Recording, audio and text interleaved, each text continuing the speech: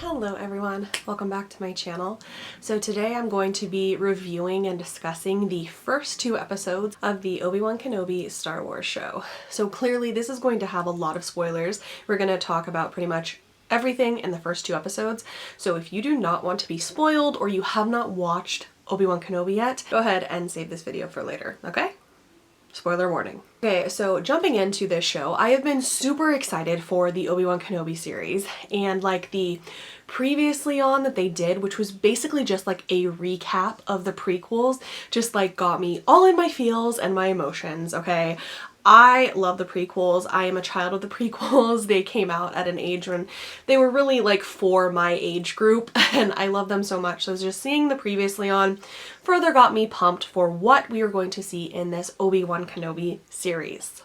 I have to say, what a way to open a show, just immediately starting with Order 66. It's brutal. Order 66 is brutal. We know this. We saw different aspects of it, different planets, but here in this show we get a different perspective of what was happening in the Jedi Temple, which I love seeing because it was, you saw more in the video games and things like that, but you got to see more of what was happening to the students, really.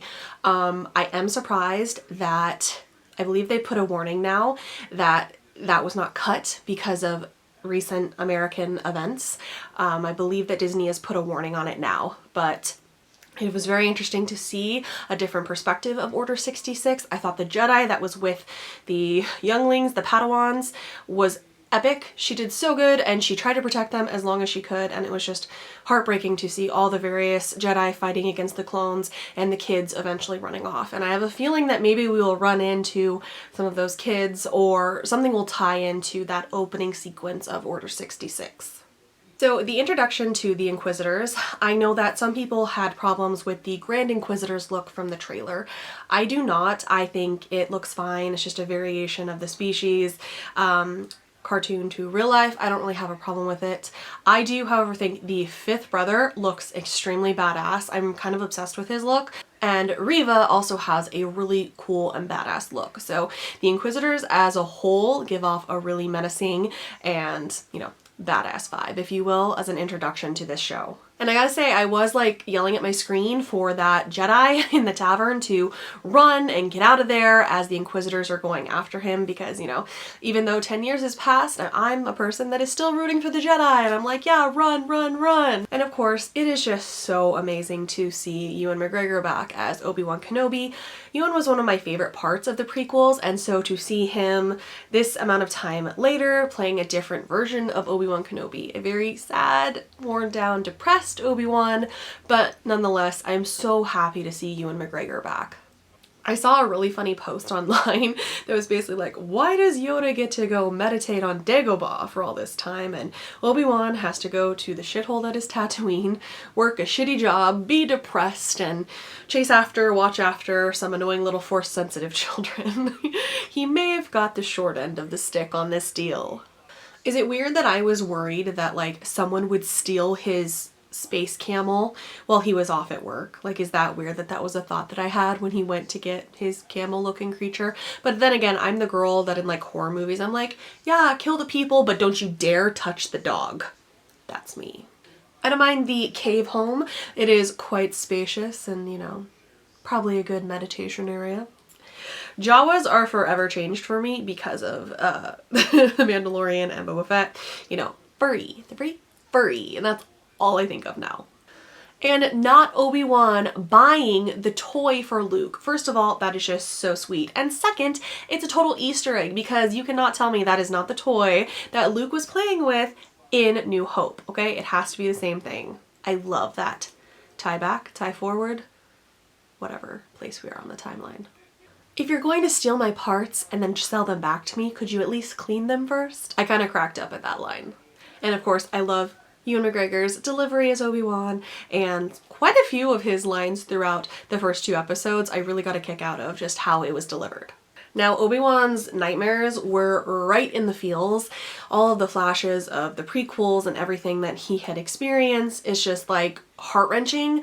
I love seeing it, and I love like the flashes to the prequels and all the events, but it's heartbreaking for Obi-Wan, and I feel really sorry for him. It's been a real shit time for him. And Obi-Wan, like, calling out to Qui-Gon and him just like, sorry, not available. I really hope that Liam Neeson comes back. That's something that's also like on my checklist for this show. I would love to hear Liam Neeson's voice or see him as a Force ghost. Would be amazing. Obi-Wan watching the Lars farm and seeing little Luke, we saw that in the trailer, but it was still just as good seeing it in the show. When this show was announced, that was actually something that I immediately wanted out of this show, was to see a little Luke Skywalker, and we got it. And even if it's just like short little moments, it's just super cute to watch Luke pretending to be a pilot and Obi-Wan watching him. Taking the toy to the Lars farm at night, you know, just kind of trying to sneak it in. Doesn't work, but that's okay. Now, Nari, the Jedi coming up to Obi-Wan that night, is heartbreaking. Like, here is this poor kid that was totally screwed over with Order 66, obviously escaped, but then he sees Obi-Wan Kenobi. He sees one of the masters, and it's just devastating because Obi-Wan is completely defeated. It's not the hope that this poor kid thought it would be by finding Obi-Wan on Tatooine, and it's a very devastating scene. You know, the fight is done, we lost, and the time for the Jedi is over. Like, all of these, like, statements are just, like, so depressing and true, because during this time, that's exactly what the case was. The Jedi did lose, and the Empire took over. Now, when I tell you, I freaking screamed out loud when they zoomed in on Alderaan. I immediately recognized it and was like, what is this? Are we getting young Leia? Are we getting young Princess Leia? If you do not know, I happen to be a bit of a Princess Leia fan, just a little bit. So when I saw Alderaan, I freaked the fuck out. And we see prepping the child and getting her ready and everything. So cute, and it's not her. Which totally seems fitting to me, and it was either in a Legends book or some fan fictions, I'm not sure, but I've totally remember reading different perspectives of Leia trying to switch places with her, like, kind of foster sister Winter, and having her switch places for events kind of like this, and that's immediately what I thought of. So it was very much in Leia's character in my mind to try and trick them by, like, swapping a different little girl. And Breha, I absolutely love seeing Breha Organa. We only got like 2 seconds of her in Revenge of the Sith, you know, here's a baby, that's like all we got. So the more Breha Organa we got in these 2 episodes, I completely adore. And then, of course, the introduction to little Leia out in the woods, which I am just, my heart was so full. I love it so much. That's something I really wanted to see since Revenge of the Sith, was a young Leia on Alderaan, because Alderaan is not something that we get to see. You know, New Hope, it gets obliterated. And Revenge of the Sith, we get to see it for like 2 seconds as Bail comes home with Leia. So getting to see it in this show was just like a piece that I have always wanted to see. So Alderaan plus little Leia, my heart is complete. I think that the actress that they got for young Leia, Vivian, is really great. She's super cute. She's got the right sassiness and sarcasm and wit to her. She's doing a really great job in this role. And if anyone tries to say anything negative about any of these children in these shows, we need to fight them, because we're not doing the whole Jake Lloyd thing again. Positive Star Wars fans, stand with us. I also think that Leia's little droid, Lola, is very cute. It actually kind of reminded me of the robot Weebo from the movie Flubber with Robin Williams, if you've seen that. Kind of just reminded me of that. But very cute droid. And of course, seeing some creepy person watching them from the woods is never a good sign. I gotta say that every time we saw Obi-Wan stealing like a chunk of the meat, I was expecting the boss to catch him and for him to kind of be like, you know, these aren't the droids you're looking for sort of situation.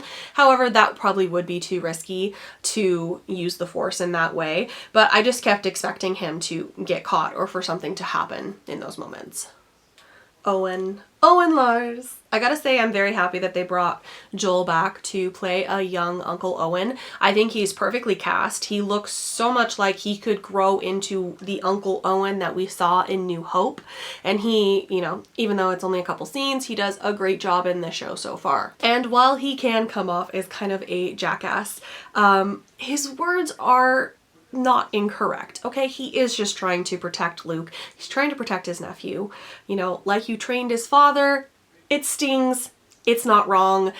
I understand where Owen is coming from, trying to just simply protect Luke from that side of the galaxy. Now, the Inquisitor's coming back and like threatening Owen. I realized it was like supposed to be an intense moment, and sure, you know, whatever. Good acting, good scene.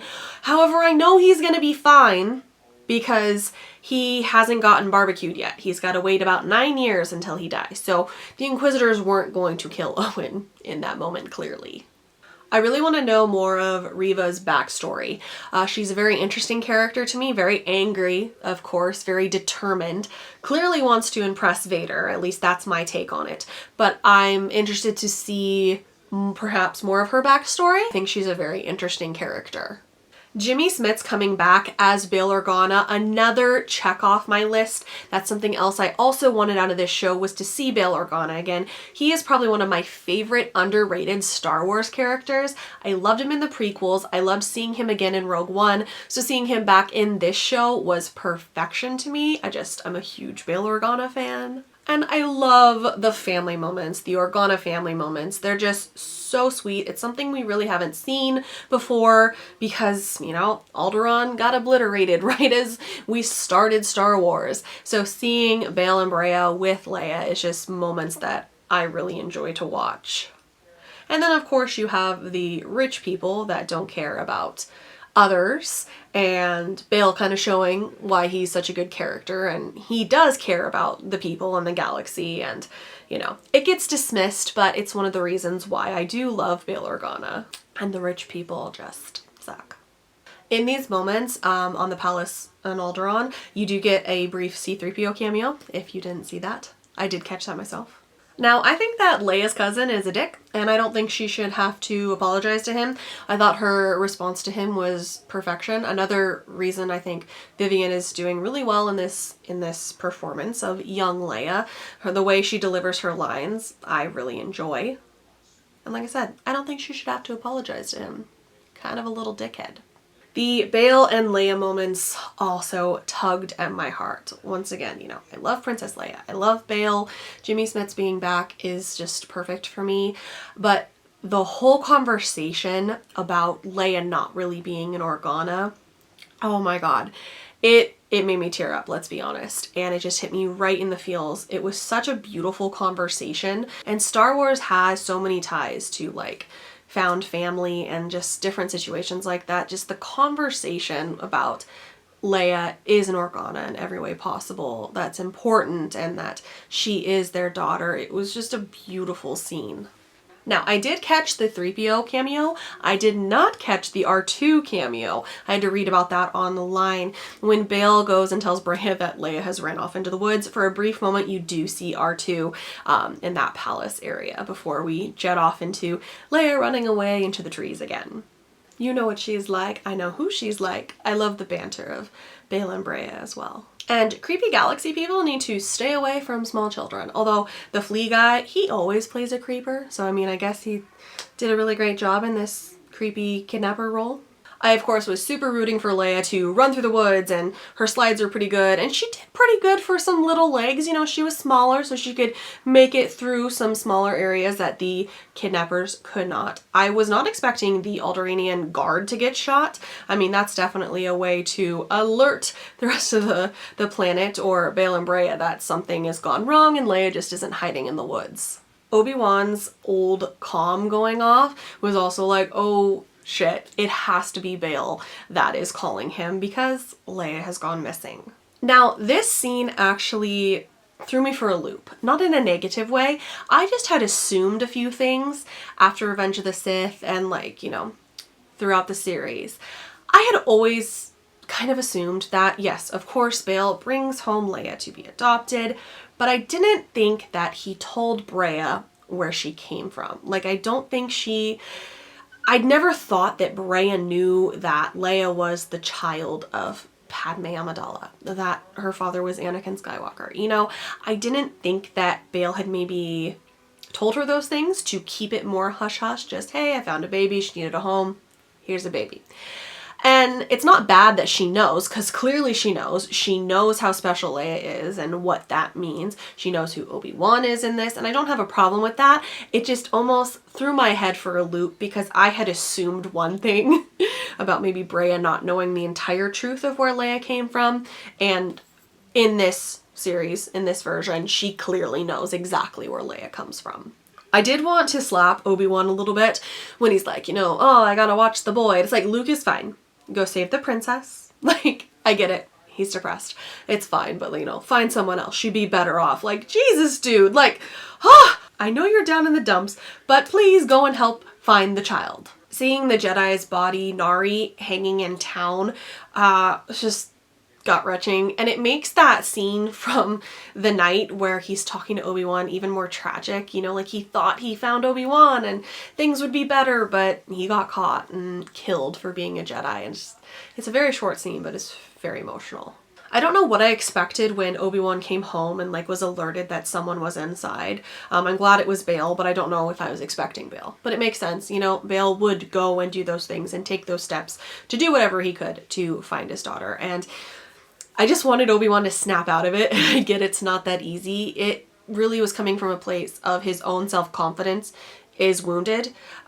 He doesn't have the trust in himself. He thinks about how he failed Anakin and he watched Padme die and all of the entire Jedi Order was destroyed. Like, his confidence is completely lacking. So it's not like, oh, she'd be better off. I think it comes from a place of, I don't know if I can literally go and do Jedi things anymore. It's been 10 years and I'm kind of in a bit of a depression.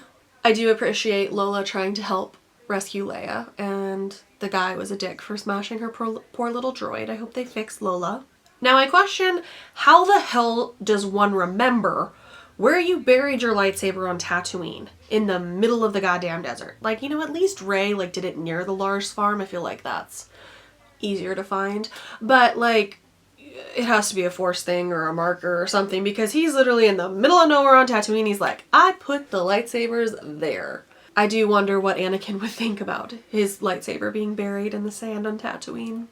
I do find it very funny that they set a trap for Obi-Wan. And it was a good plan, you know, because of his connection to Bail. It worked together during the war. You know, they had those very public connections. But they set this trap and had no idea who Leia was. They said it for this reason over here, not knowing the entire other reason that they could keep Leia and why Leia is important. I mean, the plan worked, clearly, but they just didn't know what they had. And I know Obi-Wan is trying to dress like Tatooine, but could he dress any more like a Jedi? Like, maybe he should throw on some pops of color or something, because he just really screams Jedi to me. I mean, granted, so does Uncle Owen. But, you know, maybe if he wants to blend in a different way, like throw some pops of color on there, Ben. And him heading off to the transport with his lightsaber in tow. And that is the end of episode 1. So part 2 starts on Daiyu, where Obi-Wan is trying to continue to track the ship that had taken Leia. But on Daiyu, you can't do any trackers. So he's kind of at a dead end. Daiyu reminded me of like parts of Japan for some reason. I don't know why I got that vibe. Maybe just like the certain neon signs and things like that, but it kind of just gave me that Japan vibe. Now I'm sure we all heard it first, hearing Tamir Morrison's voice before we actually saw the clone trooper helmet and Tamir Morrison himself playing a clone trooper. Lovely to see how the Empire takes care of their veterans. But that was a nice little cameo and tie-in. Some people were curious if it's like going to be a clone that we know. I think maybe just a random cameo, a random clone. They have to be like spread out throughout the galaxy at this point. Those of them that made it. So I just thought that this moment was very nice. So the Spice Stealer girl was super depressing. I just found out though that is Ewan McGregor's real life daughter, and it makes the conversation just like perfection, because he's like, I'm looking for my daughter. while speaking to his daughter, and she's like, you know, no one leaves this planet, and I was once someone's daughter too. She's great. I loved her for like the 2 seconds that she was there, but the conversation is just hilarious when you know that it's his real life daughter. But I think that's awesome that she got a cameo. So did anybody else immediately call bullshit on the Jedi that could help them? Although I did get a kick out of Haja, but yeah, full of bullshit, of course. The overacting of like the Jedi mind trick and Obi-Wan watching was like so comical to me. Like it's almost like it wanted to be like cringy watching him do the Jedi mind trick, but Obi-Wan's reaction of almost like eye rolls to it was super funny. Now at first I thought that Haja was like fully screwing over people and like sending them off to be caught, like that mother and son, but then like I finally realized like no, he was scamming them for some money, right? But he was safely getting them off planet, so that was a little bit better. But at first I was like, oh my god, is he just gonna like get this mother and son killed or something like that? But then I caught up. And you know, I was just dying at Obi-Wan's reaction to Haja's Jedi-ness and the way that Ewan McGregor delivered some of the lines between Ben and Haja was just, it had me laughing. Funny. It was interesting to see kind of like Star Wars meets Breaking Bad and like the spice room and it exploding and all that. In the hand-to-hand fights in the hallway, I really do appreciate that we do see that Obi-Wan has like combat training, but he's not perfect. You know, he gets hit. He gets hurt. It's been 10 years. He's a little out of practice. So just because he has that history of being able to fight and defend himself doesn't mean that he's in tip-top shape. And I really do appreciate including those type of things.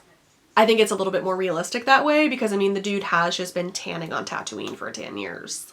And you know, I gotta admit, this plan and idea to trap Obi-Wan, I think was a really good one.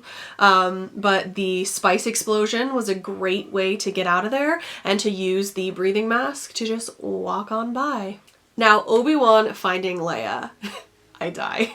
I have to read this post that I found online because it is like the perfection description of this scene when Obi-Wan meets Leia for the first time. All right, you ready? Obi-Wan meets Leia. Leia hits him in the stomach, talks back to him, tries to take charge, rushes off into danger, calls him old, defies him in the name of making bold fashion choices. Obi-Wan. Oh yeah, that is definitely Anakin and Padme's daughter. I did like the, why should I trust you? Would you rather stay here? Good point. You seem a little old and beat up. I mean, accurate. But maybe let's not kick him while he's down, little kid. And I know that it was kind of stupid to kidnap a senator's daughter, but from like a dark side perspective, I think it was a brilliant plan to like prey upon the friendship between Obi-Wan and Bail Organa. And even though like Reva kind of got fired for the plan and things kind of went down south between her and the other Inquisitors, I still think it was kind of a brilliant idea. Taking advantage of how the Jedi are. And sending out Obi-Wan's image to like all of the bad guys, all the bounty hunters on Daiyu, another brilliant move. And I kind of like what she said, like I'm not expecting them to kill a Jedi or trap a Jedi. We're squeezing him so that she can find where he is. She's smart. Little Leia just like demanding the gloves. She just like puts them on and like Obi-Wan just like giving in. Like I hope Bail pays him back. But you're my daughter. Granddaughter maybe. The sass!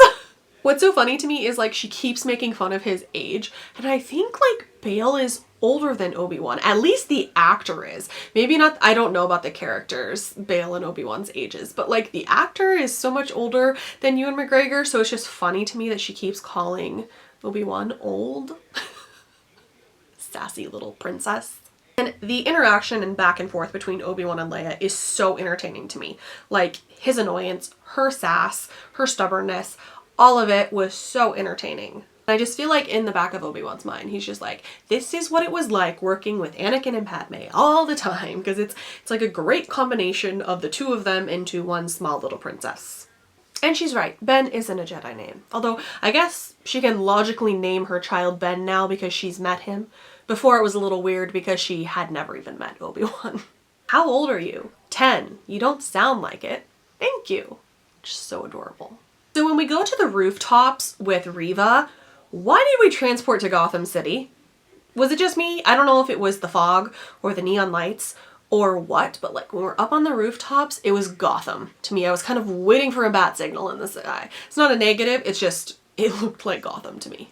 Okay, and then I go back and forth between being annoyed at little Leia and understanding that she is a child when running away from Obi-Wan. Okay, you know what? He's trying to save you, but at the same time, stranger danger. And you know, kidnappers probably would say that I'm a friend of your father.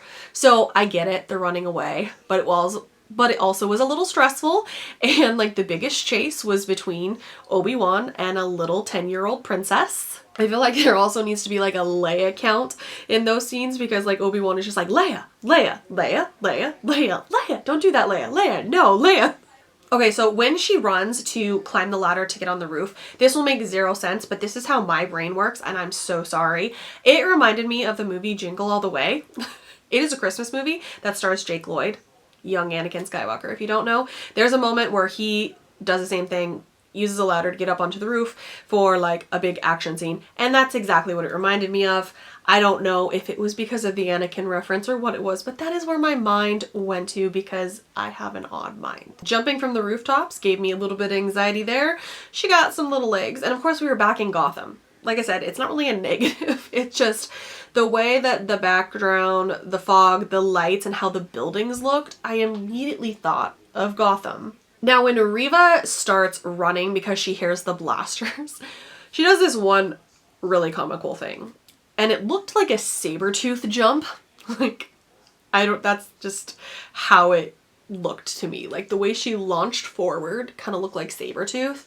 And then like she kept running with the Force. And that one was a little kooky. The rest of it was kind of nice, where she was like knocking down things with the Force to use bridges to get where the blaster fire was. Those are entertaining. But that first little saber-tooth jump was funny. And I mean, poor Obi-Wan. He just wants to be depressed in his cave and watch little Luke, but no, he's got to be chasing little baby princesses across rooftops when he's out of shape. I feel for the dude. And then of course, you want to be worried for Leia. She's gonna fall and, you know, whatever. But we know she's gonna be okay. Right? That's the problem when you do like any sort of prequel projects. We know she's going to be fine. I still loved this moment though, because I feel like this was probably the first time that Obi-Wan has used the Force in a very long time, besides like maybe like a meditation thing. So having almost like the lack of faith in himself, can he stop and grab the princess with the Force? Can he save Leia in that moment after so long and not having the confidence that he once did in his abilities? So even though I knew she was going to be okay, I still really did enjoy this moment between Obi-Wan and Leia. I'm not entirely sure what I was expecting from Haja, if he would be like a bad guy or a gangster or you know what, but being just like a friendly helping hand wasn't really on the top of my list, but you know, it's fine. He's actually pretty comical. I love the line where it's like, do I like credits? Of course I like credits. You can buy so many things with credits. But I think even for the brief time that we saw him, he was a really good character of, you know, he's a good guy, but he's just trying to make a living and survive in this very messed up galaxy. And giving back and trying to help Obi-Wan in some way possible was, you know, the best he could. The spinning lightsabers always freak me out. And Flea, I don't know what his character name is, but he didn't last very long, of course.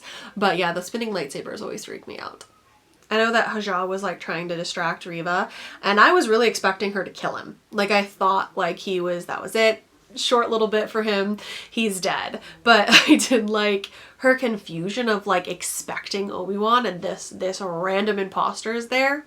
And of course the mind plucking with the Force is always such a brutal thing. I think I've said it a couple times, but I do really like Vivian's delivery on some of the Leia lines. I think she does a really good job with the lines that she's given. And Obi-Wan talking about how Leia reminds him of someone. My heart. Of course, Padme. I know that some people were saying that it could be Satine, and I like Satine too, and it could be, you know, but I really think he was thinking about Padme. You know, this is Padme's daughter, and he just sees the similarities that Leia does have to Padme, and it was such a sweet moment. Now, Reva walking into like the hangar was creepy as fuck. Obi-Wan. But I like horror movies, so give me some like Galaxy Far, Far Away horror movies. She was creepy, but she does a great job at it. Now, when she mentioned Darth Vader, this is something else that completely changed something that I had assumed in my brain. I don't think I realized that Obi-Wan wouldn't know that Vader was still alive, that Anakin was still around, okay? Especially 10 years later. But it makes sense. He immediately went into hiding on Tatooine. It's not exactly like the news cycle is getting to Tatooine. So it would make sense that maybe he didn't know that Anakin had survived. And that's something I just never considered. I had always assumed, like, shortly after that, oh, well, I guess I didn't fully kill him on Mustafar.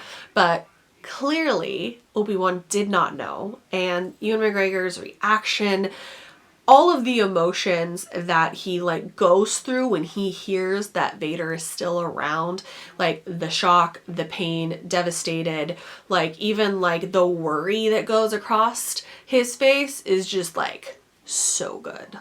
Now, I didn't expect the Grand Inquisitor to go like that. Do we think, is he dead?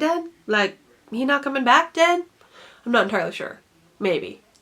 And of course, Obi-Wan gets to the ship with Leia and they are able to get away. And he has a well-deserved moment taking in all of the information that he now has the knowledge of. And yeah, your best friend / brother is still alive and kicking, and he's in a bacta tank across the galaxy. And then of course we see Vader, who was creepy as all get out. In that bacta tank, it was a creepy shot with Hayden's eyes opening and looking creepy. But that is where we end at part 2 for the Obi-Wan Kenobi series. Overall, I think that the first 2 episodes were fantastic. I have watched them each twice. I watched them the first 2 and then I rewatched them to kind of do an outline for this video here. But I enjoyed them thoroughly. I can't wait to see where we go from here. But yeah, I love the show. I thought I was being weird with I was making connections to little Leia's outfits, but then I went online and all my other Leia stans are doing the same. Her green little poncho looked like Endor and her red outfit on Alderaan looked like Bespin. And I just cosplayed that. So I was making those references. But yes, I love the cast. I think it's doing really good for the first 2 episodes. I cannot wait to see more. I hope you guys enjoyed watching this video. Tell me what you guys thought or your favorite parts from the first 2 episodes, and I will see you guys in the next video.